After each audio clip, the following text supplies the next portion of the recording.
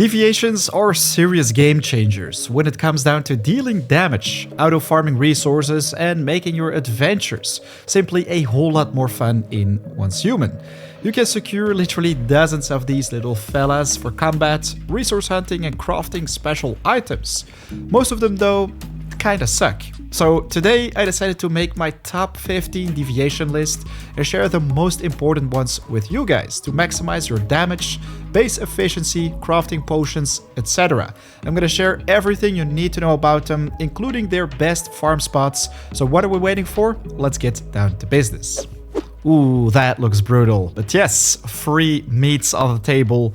Guys, before we get started, I want to share a quick link with you, which is going to make your life so much easier in finding pretty much everything in Once Human. This map shows literally everything you can find during your adventures, including deviations, and it's super easy to use.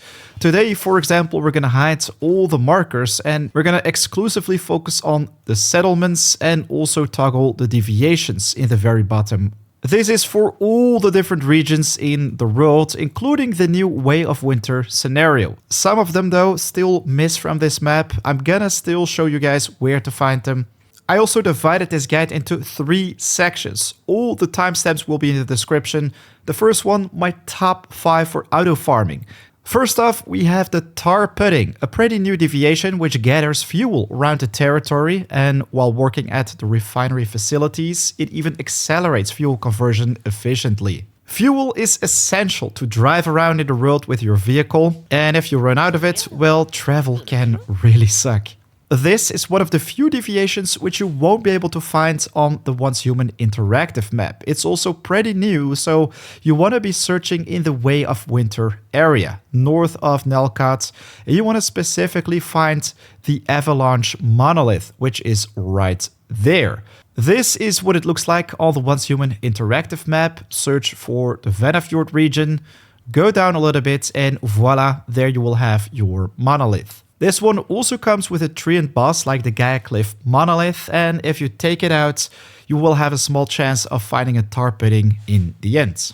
Next up, we have the Growshroom, which is probably one of my favorite ones for auto farming, as it will automatically plant seeds and also accelerate crop growth inside your base.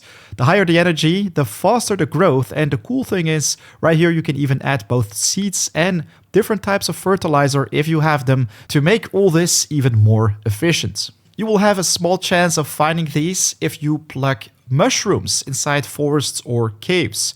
The easiest location for this would be the Broken Delta. Go southwest of the Mayor's Market.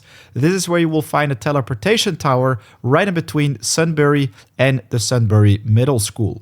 From the teleportation tower itself, you want to walk towards the northwest and simply jump down into the cave system. And voila, this is where you will find a ton of mushrooms. You're gonna need a truckload of these to make proper fertilizers, but check it out. After a couple pickups, we also found a Growshroom. On number 3, we have our Dirty Lethal Rabbit, which I think is amazing to auto farm both meats and pelts. It goes out exploring and hunt with a chance to obtain these animal resources, which is super handy if you don't want to farm all those cooking ingredients yourself. Your rabbit will basically do that for you. This one can be a little bit trickier to find, as you want to be in the right scenario. You want to scroll down right here and make sure you have it pop up right here. I think it's only on PvE servers. But simply put, check out any place in the world where you can find rabbits. Also in the Way of Winter. Specifically for, in my opinion, the best place for rabbit farming, we're gonna check out this spot right here. Also south of the Central Sunbury Teleportation Tower. Wow, the weather is terrible to visit the beach right now, but this still is hands down the best place to find rabbits. Like a truckload of these spawn here every couple minutes, and as long as you keep hunting these, at a certain point a lethal rabbit will pop up. Check it out. This one only level 2 though, but still a lethal rabbit. Yeah, the Blood Moon, it's such sight. Anyways, let's move on to number 4. The Digby Boy, probably one of my favorites also for the early game. I managed to find a 4/5 fortune dice, which is the red golden one basically, but these have a pretty simple explanation. Go out and mine when activated. Not just mining, but they can also find rare resources like silver and gold, and I have like more than I will ever need inside all these boxes. If you have like 4 or 5 mining at the same time, so far I managed to find 3 golden ones with pretty decent rolls, the blues even better, and some even with 5 ratings, so definitely interesting to keep. These are once again pretty easy to get your hands on. All you need to do is find silver in the world, anywhere where they spawn from the beginning till the end, including the Way of Winter. Take out your pickaxe or drill and start mining. Almost always a Digby Boy will pop up, and with a small chance it's even gonna be a shiny variant. I feel truly blessed about this 5th farming deviation, as yesterday I managed to secure one with a skill and activity rating of 5. Check this out. It's a Radiant Flourish Buzzy Bee. You can find different ones right here, but check out its effect. It increases the mutation chance of planet crops, and the higher the energy level, the higher the chance of the mutation. If you combine this one with, for example, a Growshroom, farming is going to be amazing. Anyways, this one can be found also on different places in the world. There are fixed areas for this one though, which I think are going to be a little bit easier to find with the interactive map. If you type in Buzzy Bee right here, then you will be able to find all the specific locations. Unfortunately, not in the Way of Winter scenario, but right here you can check out all the locations in Iron River, the Dayton Wetlands, the Broken Delta, as well as the Chalk Peak area. I think especially this place right here is good to farm because it comes with 2 different spawns. Also, it's pretty close to a teleportation tower. These 2 spots, in my opinion, are the best to check out as it's a higher level POI. All the other zones are lower level. Alternatively, this is probably only temporary. You can also F3, go to the shop menu and check out the events tab. This is where you will find the lucky coin shop. And if you purchase some of these bags, you can unlock both the golden Digby Boy and the Buzzy Bee with these skins. Moving on to the next category, we have some utility deviations, which can be amazing to get your hands on win potions, auto repair your gear, boost the efficiency of other deviations, make cooking better, etc. My hands down favorite of the 5 would be the Chefosaurus Rex. He's pretty cute to have around, but also super efficient in terms of cooking, as he simply makes your dishes more delicious. He's just always chilling around and making funky sounds. Anyways, check out the canned lunch meat which I just prepared, or well, this is the one which we've made without the Chefosaurus Rex. Comes with a nice max 40 stamina boost because of the meats we used. But if we check out this one, only a rank 2 Chefosaurus Rex boosted the effects by 21%. So imagine if you get your hands on a Chefosaurus Rex tier 5, that one is gonna make your meals so much better. Especially when they come with things like weak spot and elemental damage, this is gonna drastically boost your damage output for both PvE and PvP.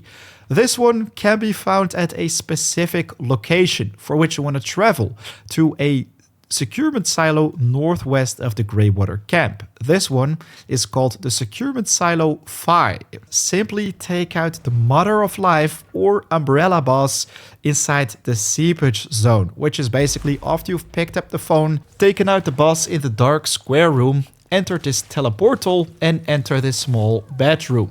This is where you can use a controller to get your hands on some rewards, but also have a small chance of a deviation floating in the same room.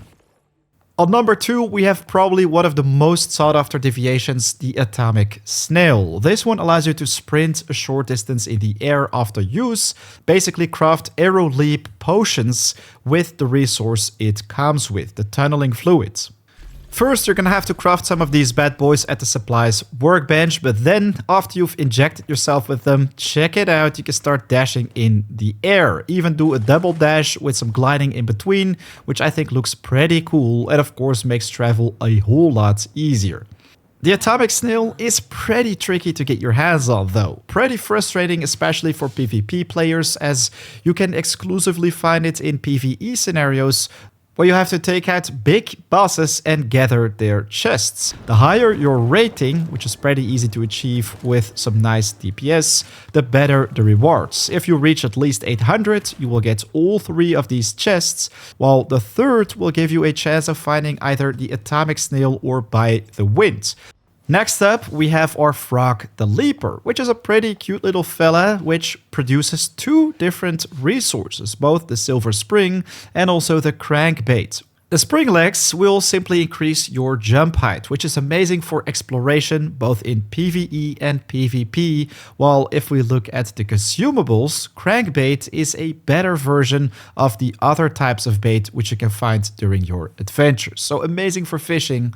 For this deviation, I also like to use the interactive map because you can find it on different locations. My probably favorite one in the Broken Delta would be right here.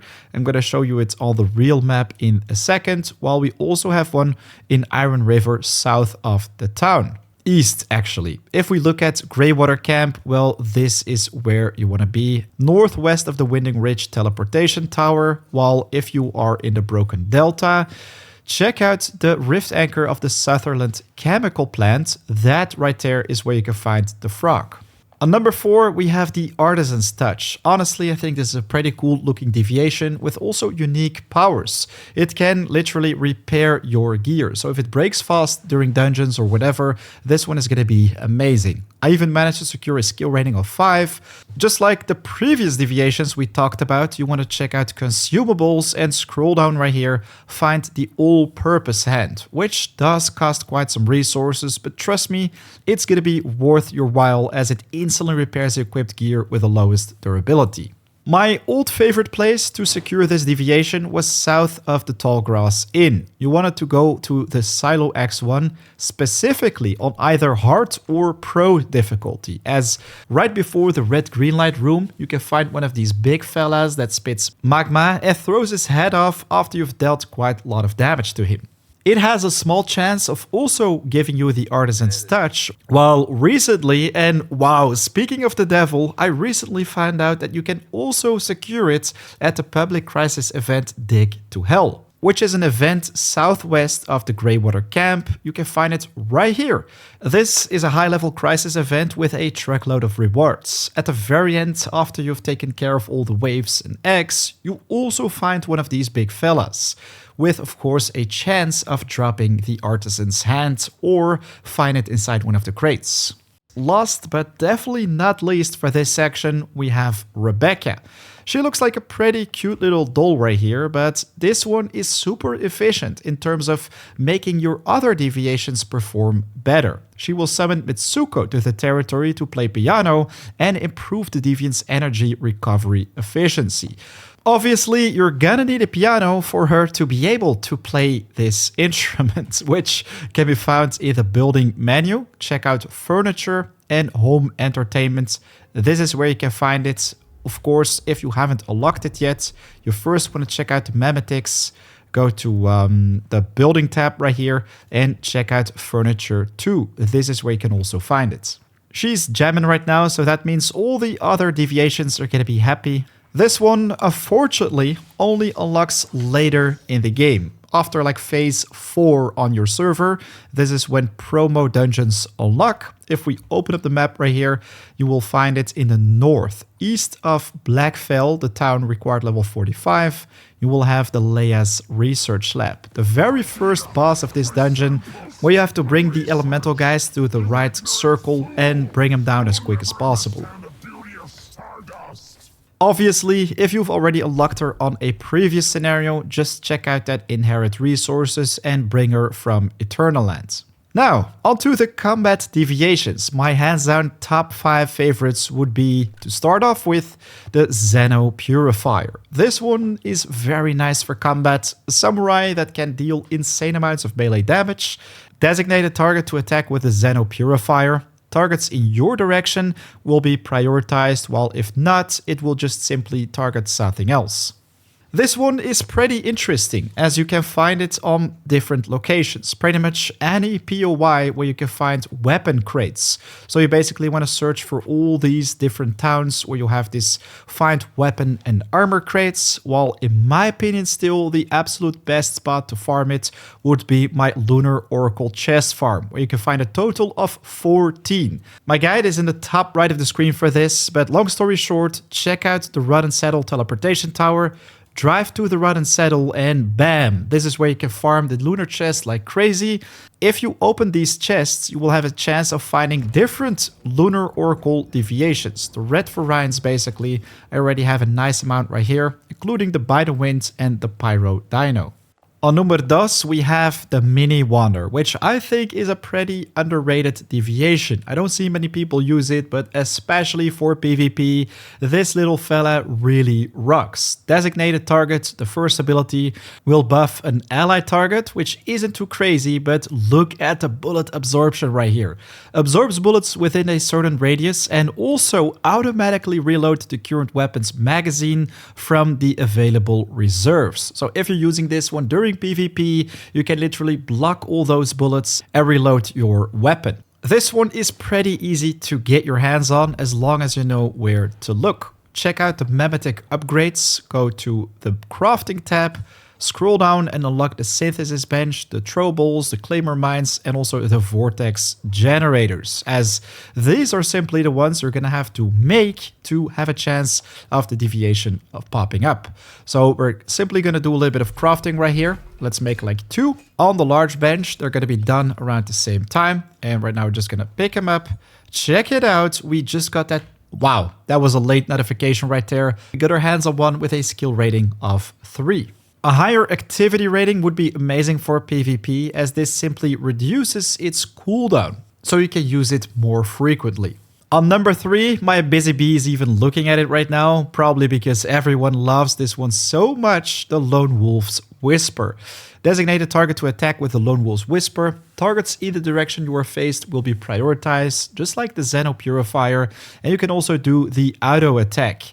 Attracts the aggro from nearby enemies, so it's also going to be useful for PvE. Also increases the weapon damage received by the attacked target by 40% right here, pretty much. That's brutal. This one is pretty easy to get your hands on. You just want to spam farm the Monolith of Thirst, take out the Shadow Hounds, while once again, for the Lunar Oracle variant, I think you should just simply check out the Run and Saddle farm, which I've talked about earlier.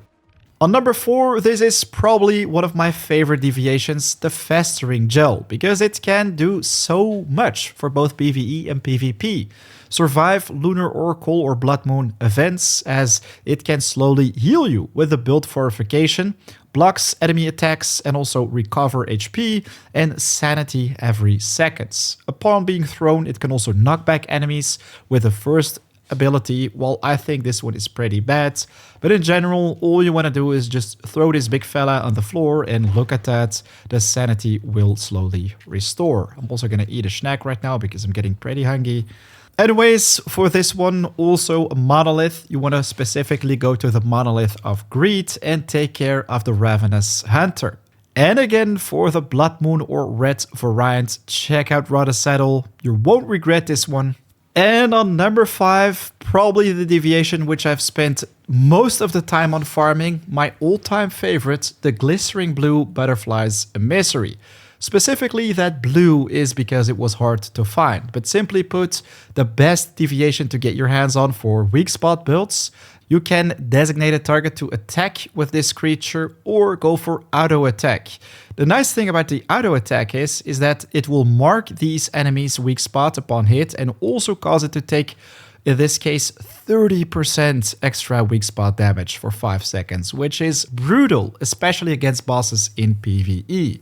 We've barely used this map today because I know the locations of all these deviations, obviously, but if we check out the butterflies, these are actually all worth mentioning. Different locations for lower and higher level ones.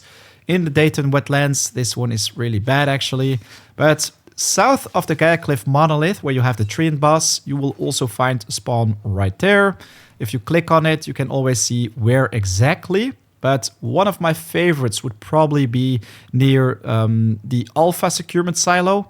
This is where you can find it on the bottom of the floor. We also have one right here.